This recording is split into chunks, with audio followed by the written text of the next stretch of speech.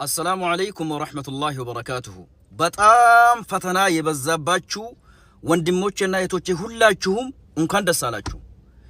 ይሄንን ሐዲስ ከሰማችሁ በኋላ የፈለገ ሙሲባ ቢወርድባችሁ والله العظيم ደስተኛ ነው የምትሆኑት።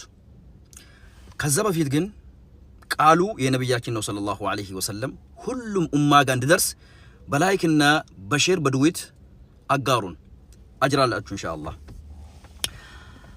عن العجلان بن حكيم السلمي رضي الله عنه أن رسول الله صلى الله عليه وسلم قال يا الله ملكتنيا اندي على إن العبد إذا سبقت له من الله منزلة لم يبلغها بعمله ابتلاه الله.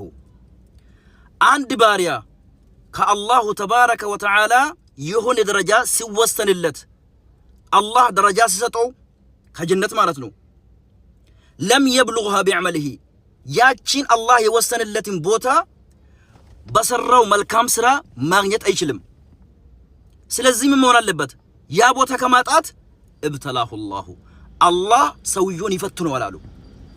لا حول ولا قوة إلا بالله ለካ ለዚህ ነው የምንፈተነው። طيب በምኑ ነው የሚፈትነው? في جسده በሰውነቱ ይፈትነዋል። የሚወደውን አይን ያጠፋበታል። እጅ እግሩን ቆርጦበት አካለ ጎደሎ ያደርገዋል። لا حول ولا قوة إلا بالله.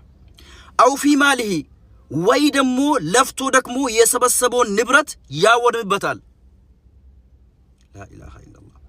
أو في ولده بطام يمودو لج يكما بتال. لا إله إلا الله.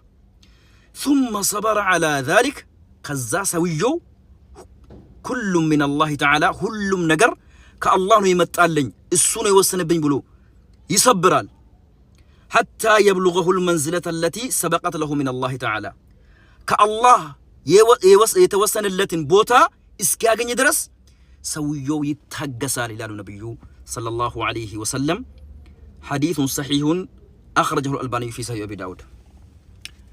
سلزي كان قديب والا عندي سو بفتن متحقسال لبت صبر ما لقال لبت ሁሉም ከአላህ ነው ብሎ የአላህን ውሳኔ የሚወድ ከሆነ ያንን ቦታ ነው ያለ ምንም ጥርጥር የሚያገኘው ማለት ነው። የፈለገ ነገር ቢመጣ ቢወርድብን ሰብር እናድርግ።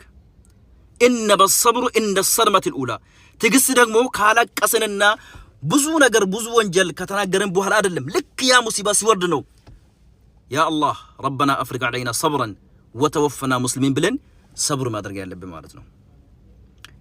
በጣም ብዙ ሰው ነው የተፈተነው። ስለዚህ እኔን ቪዲዮ ከቻላችሁ